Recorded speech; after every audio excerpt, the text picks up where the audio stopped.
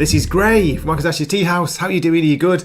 Yes, I did find 10, and it was not a hard list to put together. There were quite a few which were very, very close to making the list, and I do have some honourable mentions. So this might be a surprise, and there might be some surprises to you out there. But here we go. I know, right? You might say this is a bit low, but at number 10 we have Conan the Barbarian, the continuing series from Titan Comics. Jim Zub writing it, of course. Some fantastic art by Roberto de la Torre, Doug Braithwaite, and there's a new artist at the moment with the current storyline. Yeah, what hasn't been said about Conan? It's been going on for, I think is it like 17 issues now? It's around there. Still going strong, still doing very, very well.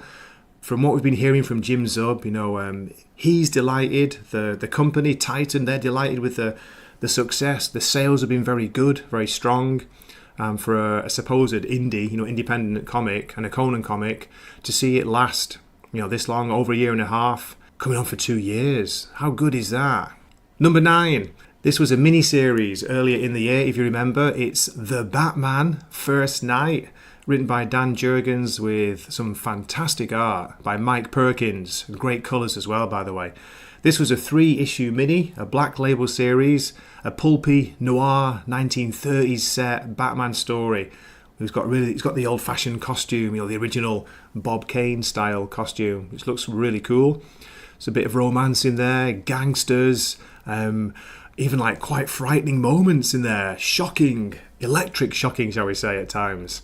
Out of all the DC comics, this is the only one that's made my top 10 list. There you go.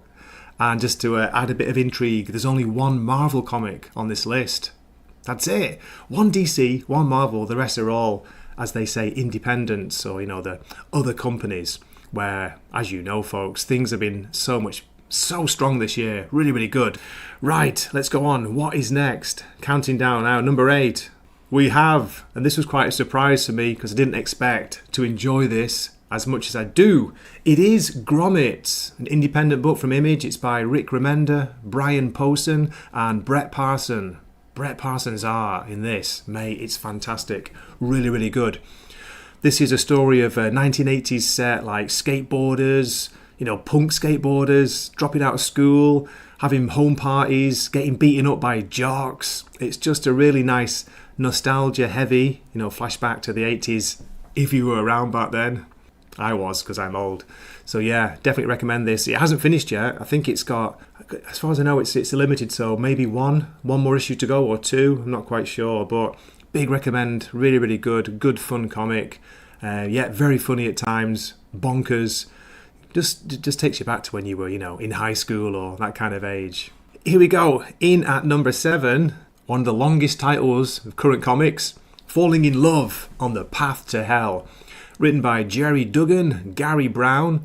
Look at this cover. The first issue. What a stunning cover. I think this cover actually drew a lot of people into trying this. Let me give you a quick synopsis. The sun set on samurai and gunslingers at roughly the same time, but our 2 leads didn't die off quietly. In the east, Asami, an Onamusha warrior and female samurai, would rather die with her weapons than surrender them to a sword hunt. In the west, the gunslinger McCraith follows his revenge to the bitter end and pays the ultimate price. The future lovers are mortally wounded, a world apart, and awake together in a purgatory ruled by a ruthless society of damned warriors. This one has it all. Action, the dead, the undying, the dying, and of course, romance. Come on, how good does that sound, the synopsis? And I tell you, the art has been very good. The story's it's exciting, it's action-packed, there's love in there, remember? Old-fashioned love, romance, remember that? I do. I've been missing this because the last issue came out November 27th, issue 6. And we've got to wait until February for issue 7, so they're having a little bit of a break, a mini break. But if that means that, Gary Brown can, get his art and keep his art going, that's fine by me. Okay, here we go. Let's move on. Number 6. This is my only Marvel comic in the list, in the top 10, and it's probably going to be a possibly controversial choice by a lot of my friends and fans. Ultimate X-Men, Peach Momoko. what can be said about this? It hasn't been said. It's been called the worst comic of the year by quite a few people I watch, people I'm friends with. It's also been called one of the most interesting comics of the year. It's a very divisive comic. It might not have that much to do with, traditional X-Men, but if you're looking for an ultimate title that is actually original, that dares to be different, that's doing its own thing, this is it. If you've got any interest in Japan, Japanese life, Japanese culture, again, this is a comic for you. And I really like the kind of watercolour painted art by Peach Momoko. The fact that she's been doing this monthly, hasn't missed an issue, there's been no fill-in artists. Come on, that does say quite a lot these days. Moving on, folks, let's get to the top 5. Number 5, Nemesis Rogues Gallery. Dark Horse Comics, of course, it's Mark Millar, Valerio Giangiordano. Stunning art by him. The way he draws faces, especially the eyes, it's almost like the coming out of the page staring at you, staring you down. Nosferatu, talking about you, staring you down. No, it's been wall-to-wall action, completely bonkers, insane, over the top. Mark Millar, actually with a surprising addition in this like second, or no, this is the third series, isn't it? Where he's kind of got his version of Robin. He's got a companion. He's got a partner, a young partner who he's training, and that has added quite a bit to the story. As I say, the art is excellent. There's some ridiculous set pieces in here. I think one of the first issue, there's a moment where Nemesis is completely paralysed. He's recovering. He's been taken down, and still he manages to put somebody down with a chicken bone. Look, what can I say? I can't even explain it. All I would say is just read the first issue. But yeah, it's completely bonkers. Number 4 is the first Ghost Machine title on the list. It's Geiger, Jeff Johns, Gary Frank, stunning art. This is very, very close between this and the one that actually got my top Ghost Machine title. They're both fantastic books. There you go. No, I said two. I mean, there were 3 fantastic books from Ghost Machine, but 1 is an honourable mention for me.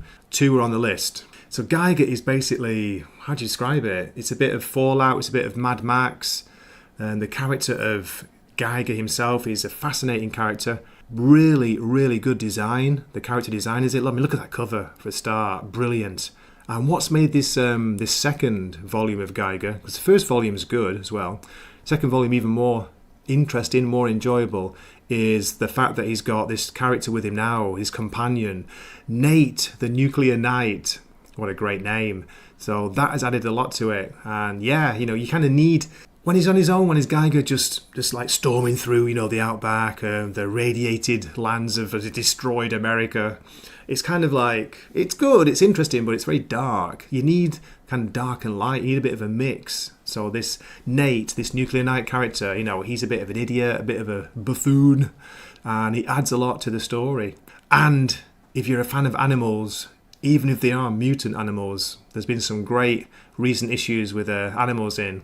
I mean, come on, Geiger's dog, his 2-headed dog. Okay, let's move on. We're to the top 3. Number 3. Now, before you shout at me, I know this started coming out last year, but the first 2 issues dropped last year, and then following 4 issues dropped this year, so it counts for me. If there's more than half the series, when it's a mini-series, more than half of it came out this year, it counts as 2024.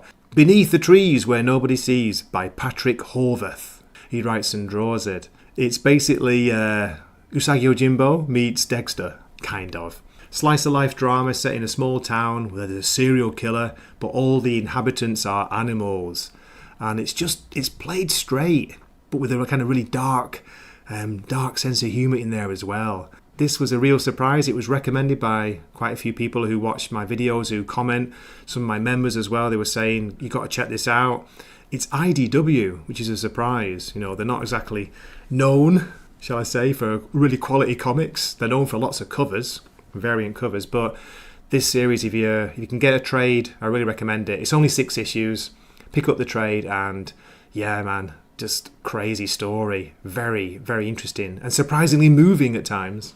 But this also gets an award for the second comic with the longest title on my top 10.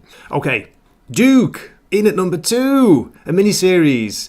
Now, I went back and checked the reviews I did for this and checked the release dates, and I was surprised. The first issue just dropped this time last year. issue 1, I thought came out in January, but it came out at the end of December. So it just kind of caught the end of 2023, but mostly this was out in 2024. A fantastic miniseries, Joshua Williamson, Tom Riley on art, Jordi Belair colours. I've not really got a big connection to G.I. Joe, but this story pulled me right in. It made me care about the characters who I don't know, no idea who they are. I didn't used to watch the cartoon. We didn't have it, I don't think. Well, I didn't have it when I was young, 200 years ago, when everything was black and white. But yeah, this was just a great, really, really well told story in 5, I think it's 5 issues. So a mini series that works. It's got a beginning, a middle and end, some great action scenes, good character moments. Yeah, big recommend. And Tom Riley's style, some people not sure about it. I love it. I love his style. It's very distinctive. Okay, here we are. We're up to number 1. Can you guess? Can you guess what it is? Here we go. Rook Exodus from Ghost Machine, from Jeff Johns again, and this time the art is by Jason Fabok. The art in this is absolutely incredible. Seriously. Only 6 issues, I know, but it's wall-to-wall, detailed, beautiful art with great colouring. The story's intriguing, a sci-fi story. Little bit of a Power Rangers feel, kind of. If you think about these characters, they have these helmets they wear and they can kind of link to the animals that their helmet is based on. So Rook, of course, can control the birds. And yeah, it's just something different. It really is. It's worth a check if you like sci-fi meets fantasy. And as I say, I can't rave about the art enough. So the only bad news about this is it's on a hiatus because the artist, Jason Fabok, has basically said, if you want me to do this, continually, like, don't want a fill-in artist, I need some more time, man. I need time off. It needs time to put them together. So it's not clear when it's coming back. I think it's going to be spring next year. Are you surprised? Great pick for number 1, says JK. It's such a great story and the art. Disgruntled, yes, by far the best looking book this year. Truly. And seriously, mate, all the Ghost Machine books, are worth buying if you're a fan of art, comic book art, which I am. Of course, I love stories too, but I started getting into comics because I wanted to be a comic book artist. I loved it, loved art, so that was my entry point, and they all look stunning. Okay, we've got some honourable mentions. This is my last slide. One more slide, here we go. I think you might see some familiar ones on here. Honourable mentions are Ghost Machine again with Redcoat. It's another great story with gorgeous art by Brian Hitch, but maybe it was because I don't have the American connections. There's a lot of nods to American history, a lot of characters in there from American history, and it kind of knocked me over my head, but I might have enjoyed it more if I knew, what was going on. But it's good if you like a bit of a conspiracy theory, a National Treasure style, a little bit of a John Constantine character, Simon Pure. So yeah, Transformers is there, of course. It's regularly, every month it's good, it's quality. Just for me, I don't have a strong connection to the IP, to the characters, so it was on my list last year, but this year didn't quite make the top 10. Here is the unexpected entry that Joe Grun was talking about earlier on. Spider-Boy. Yeah, I know, right? Crazy. But it's actually probably right now the most enjoyable Spider-Man based comic that's out there Marvel's putting out. I think it's more fun than Ultimate. It's more fun than ASM, of course. There's been a couple of Spider-Man miniseries which were quite interesting, like Spider-Man Reign 2, completely bonkers off its head, but that almost made my honourable mentions. Shadow of the Green Goblin, was that the other one? That was a good miniseries, but yeah, Spider-Boy has got better and better as it's gone on. Batman and Robin Year 1. The reason it's not on the main top 10 is it only just started, really. It's only been coming out for 3 issues, so great art and a good story from Mark Waid. Bit of a nostalgia feel to that. The Sacrificers is there from Image. It's a fantasy series, beautiful art, little bit of a, what's the word? Not Sandman feel to it, yeah, but maybe with the art, a Sandman feel, if that makes sense, or even a bit of Hellboy. And Nightclub 2, that was almost on top 10. It was that, between that and Nemesis, but Nemesis, for sheer balls out madness, Nemesis had to go on the list. Nightclub 2 has been better, I think, than the first series. Really good series. He swaps his longsword for a Wakizashi. So, what did you think, folks? Did you enjoy that? That's my, not controversial really, but For me, what was most interesting was, I already said, only one DC and only one Marvel in my top 10.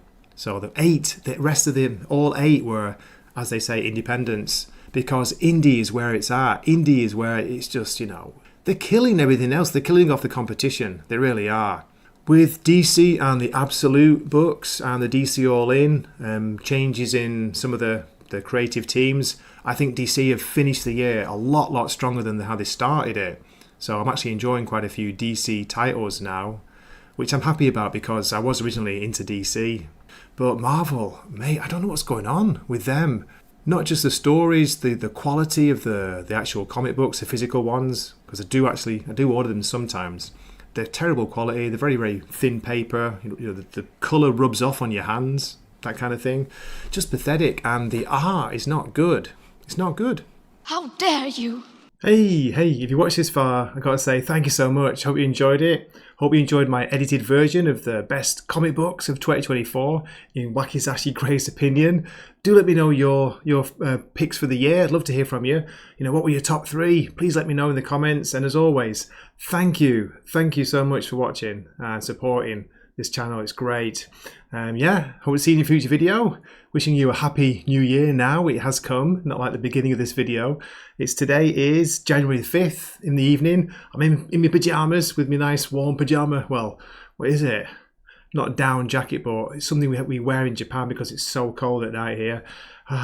Looking forward to going to bed. Okay, so hope to see you in a future video. This is Gray from Wakizashi's Teahouse signing off for the night. Oyasumi, matane.